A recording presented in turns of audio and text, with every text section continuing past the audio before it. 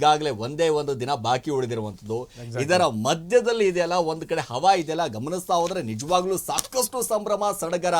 Devil ಹವಾ ಒಂದ್ ಕಡೆ ಶುರುವಾಗ್ಬಿಟ್ಟಿದ್ದಾರೆ, ಫ್ಯಾನ್ಸ್ ಕೂಡ ರೆಡಿ ಆಗಿಬಿಟ್ಟಿದ್ದಾರೆ ಹಬ್ಬವನ್ನ ಆಚರಣೆ ಮಾಡೋದಕ್ಕೆ. ಸಾಕಷ್ಟು ಅದರ ಕುರಿತಾಗಿ ಒಂದಿಷ್ಟು ಬ್ರೇಕಿಂಗ್ ಗಳಿದಾವೆ, ಎಲ್ಲವೂ ಕೂಡ ಗಮನಿಸ್ತಾ ಹೋಗೋಣ. ಎಸ್, ನಾಳೆ ಡೆವಿಲ್ ಚಿತ್ರ ಒಂದಿಷ್ಟು ರಿಲೀಸ್, ಬಹಳಷ್ಟು ಸಂಭ್ರಮ ಸಡಗರ ಒಂದು ರೀತಿಯಾಗಿ ಮನೆ ಮಾಡಿರುವಂತದ್ದು. ಈಗಾಗಲೇ ಒಂದ್ ಕಡೆ ಗಮನಿಸ್ತಾ ಹೋದ್ರೆ ಎಸ್, ನಾಳೆ ಡೆವಿಲ್ ಚಿತ್ರ ಬಿಡುಗಡೆ, ಫ್ಯಾನ್ಸ್ ಅಬ್ಬರ. ಜೈಲ್ನಲ್ಲಿ ದರ್ಶನ್, ನಾಳೆ ರಿಲೀಸ್ ಆಗಲಿದೆ ಡೆವಿಲ್ ಚಿತ್ರ. ಅಭಿಮಾನಿಗಳ ಸೆಲೆಬ್ರೇಷನ್ ನೋಡಿ ಒಂದ್ ಕಡೆ ದರ್ಶನ್ ಭಾವುಕರಾಗಿದ್ದಾರೆ ಅನ್ನುವಂತ ಮಾಹಿತಿ. ದಾಸನ್ಗೆ ಡೆವಿಲ್ ಒಂದು ಕಡೆ ಗಮನಿಸ್ತಾ ಹೋದ್ರೆ ಚಿತ್ರ ಏನಾಗುತ್ತೋ ಏನು ಅನ್ನೋದು ಒಂದ್ ಕಡೆ ಟೆನ್ಷನ್ ಇದೆ. ರಾತ್ರಿ ಸರಿಯಾಗಿ ಒಂದ್ ಕಡೆ ನಿದ್ದೆ ಬಂದಿಲ್ಲ ಅಂತ ರಾತ್ರಿ 12 ಗಂಟೆವರೆಗೂ ಕೂಡ ಎದ್ದು ಕೂತಿದ್ದಾರಂತೆ ದರ್ಶನ್. ಡೆವಿಲ್ ಶೂಟಿಂಗ್ ವೇಳೆ ನಡೆದಂತ ಘಟನೆಗಳನ್ನ ಮೆಲ್ಕು ಹಾಕುವಂತ ಕೆಲಸವನ್ನ ಮಾಡಿದ್ದಾರೆ. ಸಹ ಕೈದಿಗಳ ಜೊತೆ ಕೆಲವೊತ್ತು ಮಾತನಾಡಿರುವಂತ ದರ್ಶನ್ ಈಗಾಗಲೇ ಗಮನಿಸ್ತಾ ಹೋದ್ರೆ ನಾಳೆ ಡೆವಿಲ್ ಚಿತ್ರದ ಬಿಡುಗಡೆ ಅಬ್ಬರ ಒಂದು ರೀತಿಯಾಗಿ ಈಗಾಗಲೇ ಗಮನಿಸ್ತಾ ಇದ್ದೀವಿ. ನಾಳೆ ರಿಲೀಸ್ ಆಗ್ತಾ ಇರುವಂತ ಡೆವಿಲ್ ಸಿನಿಮಾಗಾಗಿ ಅಭಿಮಾನಿಗಳು ಯಾವ ರೀತಿಯಾಗಿ ಸಂಭ್ರಮ ಸಡಗರ ಒಂದಿಟ್ಟು ಮನೆ ಮಾಡಿದೆ ಅಂತಂದ್ರೆ ಹಬ್ಬದ ವಾತಾವರಣ ನಿರ್ಮಾಣ ಆಗಿದೆ. ಅಭಿಮಾನಿಗಳು ಬಹಳಷ್ಟು ಖುಷಿಯಾಗಿದ್ದಾರೆ. ಅಭಿಮಾನಿಗಳು ಇಲ್ಲಿವರೆಗೂ ಏನು ಒಂದು ನಿರೀಕ್ಷೆಯನ್ನು ಇಟ್ಕೊಂಡಿದ್ರು ಆ ನಿರೀಕ್ಷೆಗೆ ಈಗ ಅಂತ್ಯ ಬಿದ್ದಿದೆ. ಯಾಕಂದ್ರೆ ದರ್ಶನ್ ಫ್ಯಾನ್ಸ್ ಕಾತುರದಿಂದ ತಮ್ಮ ನೆಚ್ಚಿನ ನಟನ ಸಿನಿಮಾವನ್ನ ಬೆಳ್ಳಿತೆರೆಯ ಮೇಲೆ ನೋಡೋದಕ್ಕೆ ಕಾತುರದಿಂದ ಕಾಯ್ತಾ ಇದ್ರು. ಆ ದಿನ ಈಗ ಹತ್ರ ಬಂದೇ ಬಿಟ್ಟಿದೆ. ಅದು ಡೆವಿಲ್ ಸಿನಿಮಾದ ತಂಡ ಒಂದು ಸಿಹಿ ಸುದ್ದಿಯನ್ನು ಕೊಡ್ತು. ಏನು ಅಂತಂದ್ರೆ ಒಂದು ದಿನ ಮುಂಗಡವಾಗಿ ಸಿನಿಮಾವನ್ನ ರಿಲೀಸ್ ಮಾಡಲಿಕ್ಕೆ ಚಿತ್ರತಂಡ ಸಿದ್ಧತೆಯನ್ನು ಮಾಡಿಕೊಂಡಿದೆ. ಡಿಸೆಂಬರ್ 12ಕ್ಕೆ ರಿಲೀಸ್ ಆಗಬೇಕಾದಂತಹ ಸಿನಿಮಾ ಇದು ಡೆವಿಲ್. ಆದರೆ ಪ್ರಿಪೌಂಡ್ ಆಗಿ ಡಿಸೆಂಬರ್ 11ಕ್ಕೆ ಅಂದರೆ ನಾಳೆ ದಿನ ರಾಜ್ಯಾದ್ಯಂತ ದೇಶಾದ್ಯಂತ ಸಿನಿಮಾ ಅಂತಕ್ಕಂಥದ್ದು ರಿಲೀಸ್ ಆಗುತ್ತಾ ಇದೆ. ಡೆವಿಲ್ ಚಿತ್ರ ಬಿಡುಗಡೆ ಹಿನ್ನೆಲೆಯಲ್ಲಿ ಫ್ಯಾನ್ಸ್ ಸಖತ್ ಸಂಭ್ರಮಾಚರಣೆಯನ್ನ ಮಾಡ್ತಾ ಇದ್ದಾರೆ. ಅಭಿಮಾನಿಗಳ ಸೆಲೆಬ್ರೇಷನ್ ಅನ್ನ ನೋಡಿ ದರ್ಶನ್ ಭಾವುಕರಾಗಿದ್ದಾರೆ ಪರಪ್ಪನ ಅಗ್ರಹಾರದಲ್ಲಿ ಎನ್ನುವಂತಹ ವಿಚಾರಗಳು ಈಗ ಕೇಳಿ ಬರ್ತಾ ಇದೆ. ಅದರ ಜೊತೆಗೆ ಜೈಲಿನಲ್ಲಿ ಸಹ ಕೈದಿಗಳ ಜೊತೆ ಡೆವಿಲ್ ಚಿತ್ರದ ಚಿತ್ರೀಕರಣದ ಒಂದಿಷ್ಟು ವಿಚಾರಗಳನ್ನು ಹಂಚಿಕೊಂಡಿರುವಂತಹ ವಿಚಾರಗಳು ಕೂಡ ಕೇಳಿ ಬರ್ತಾ ಇದೆ. ಈಗ ಸಹ ಕೈದಿಗಳ ಜೊತೆ ಮಾತನಾಡಿದಾರಂತೆ. ಹಾಗೆ ಟೆನ್ಷನ್ನಿಗೆ ಅಂದ್ರೆ ಏನಾಗುತ್ತೋ ಏನೋ ಅಂತ. ಯಾಕಂತಂದ್ರೆ ಸಾಮಾನ್ಯವಾಗಿ ದರ್ಶನ್ ನಾರ್ಮಲ್ ಆಗಿ ಹೊರಗಡೆ ಇದ್ದಿದ್ದರೆ ಈ ಟೆನ್ಷನ್ ಇರ್ತಿತ್ತೋ ಇಲ್ಲೋ ಗೊತ್ತಿಲ್ಲ. ಯಾಕಂತಂದ್ರೆ ಹಿಂದಿನ ಸಿನಿಮಾಗಳನ್ನ ಒಂದ್ಸರಿ ನೋಡಿದಾಗ, ಕಾಟೇರ ಆಗಿರ್ಬಹುದು, ಯಜಮಾನ ಆಗಿರ್ಬಹುದು, ಬೇರೆ ಬೇರೆ ಸಿನಿಮಾಗಳನ್ನ ನೋಡಿದಾಗ ದರ್ಶನ್ ಫ್ರೀ, ಯಾವತ್ತೂ ಕೂಡ ಸಕ್ಸಸ್ ಅನ್ನ ಫೇಲ್ಯೂರ್ ಅನ್ನ ತಲೆಗಚ್ಚಿಕೊಂಡಂತಹ ನಟ ಅಲ್ಲ. ಆದ್ರೆ ಈಗ ದರ್ಶನ್ ಅವರ ಪರಿಸ್ಥಿತಿ ಅಂತಕ್ಕಂಥದ್ದು ಚಿಂತಾಜನಕವಾಗಿದೆ. ಮತ್ತು ಹಿಂದಿನ ಪರಿಸ್ಥಿತಿಗಿಂತ ಈಗಿನ ಪರಿಸ್ಥಿತಿ ಕಂಪ್ಲೀಟ್ಲಿ ಡಿಫರೆಂಟ್ ಆಗಿರೋದ್ರಿಂದ ಸಿನಿಮಾ ಏನಾಗುತ್ತೋ ಏನೋ. ಯಾಕೆ ಅಂತಂದ್ರೆ ಈ ಸಿನಿಮಾ ದರ್ಶನ್ ಕೆರಿಯರ್ಗೆ ಬಹಳ ಪ್ರಮುಖವಾಗಿರ್ತಕ್ಕಂತಹ ಸಿನಿಮಾ. ಯಾಕೆ ಅಂತಂದ್ರೆ ದರ್ಶನ್ ರವರ ಮೇಲೆ ಏನು ಬ್ಲ್ಯಾಕ್ ಮಾರ್ಕ್ ಇದೆ, ಆ ಬ್ಲ್ಯಾಕ್ ಮಾರ್ಕ್ ಒಂದು ಹಂತದ ಮಟ್ಟಿಗೆ ಹೋಗೋದಕ್ಕೆ ಡೆವಿಲ್ ಸಿನಿಮಾ ಸಕ್ಸಸ್ ಆಗುವಂತದ್ದು ಮೋಸ್ಟ್ ಇಂಪಾರ್ಟೆಂಟ್ ಪಾಯಿಂಟ್ ಆಗುತ್ತೆ ಸಿರಾಜ್.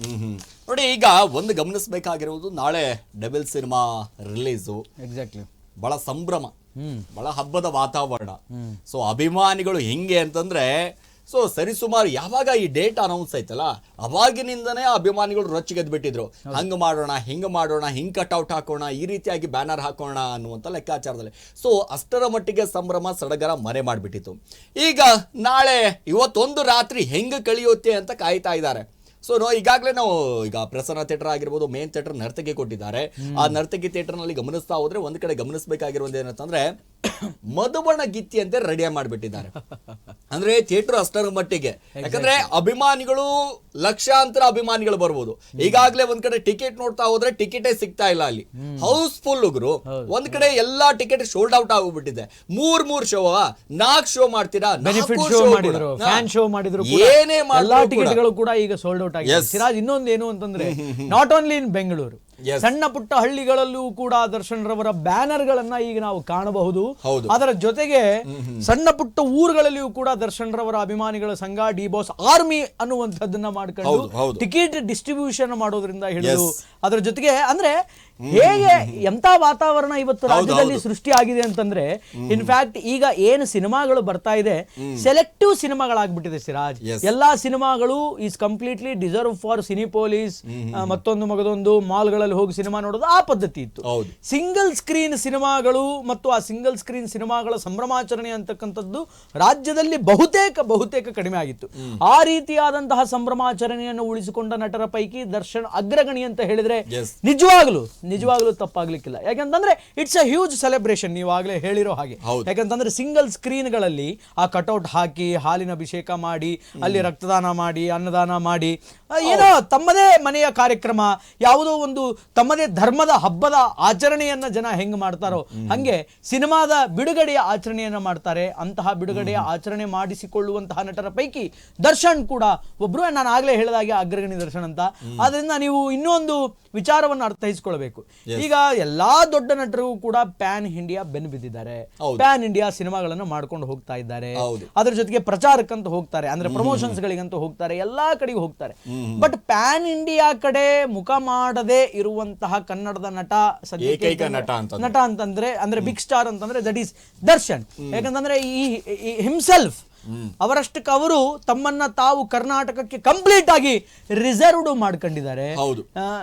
ಅವ್ರು ಯಾವಾಗ್ಲೂ ಹೇಳ್ತಾ ಇರ್ತಾರೆ ಹಮಾರ ಕುತ್ತ ಹಮಾರ ಗಲ್ಲಿ ಮೇ ಶೇರ್ ಅಂತ ಹೇಳಿ. ಇಲ್ಲಿ ನಮ್ ಜನ ನನಗೆ ಬೇಕಾದಂಗೆ ಕೊಟ್ಟಿದ್ದಾರೆ, ನಾನು ಇಲ್ಲಿ ಬೇಕಾದಂಗೆ ಇರ್ತೀನಿ, ರಾಜನ್ ತರ ಇದೀನಿ, ಬೇರೆ ಕಡೆಗೆ ಯಾಕೆ ಹೋಗ್ಲಿ ಅನ್ನುವಂತಹ ಒಂದು ಅಭಿಪ್ರಾಯ. ಆದ್ರಿಂದ ಅವರ ಫ್ಯಾನ್ಸ್ ಕರ್ನಾಟಕ ಬಿಟ್ಟು ಮತ್ತೆ ಎಲ್ಲಿ ಸೆಲೆಬ್ರೇಟ್ ಮಾಡ್ತಾರೆ? ಕರ್ನಾಟಕದಲ್ಲಿ ಅಷ್ಟು ದೊಡ್ಡ ಪ್ರಮಾಣದ ಅಭಿಮಾನಿಗಳನ್ನು ಹೊಂದಿರತಕ್ಕಂತಹ ದರ್ಶನ್ ರವರು ಕನ್ನಡ ಸಿನಿಮಾವನ್ನ ಬಿಟ್ಟು ಬೇರೆ ಸಿನಿಮಾವನ್ನ ಮಾಡಲ್ಲ, ಸ್ಟೇಟ್ ಲ್ಯಾಂಗ್ವೇಜ್ ಸಿನಿಮಾವನ್ನು ಮಾಡಲ್ಲ. ಆಮೇಲೆ ಈ ಹಿಂದೆ ರಾಬರ್ಟ್ ಸಿನಿಮಾ ಬಂದಿತ್ತು, ಅದು ತೆಲುಗುಗೆ ಮಾತ್ರ ಡಬ್ ಆಗಿತ್ತು.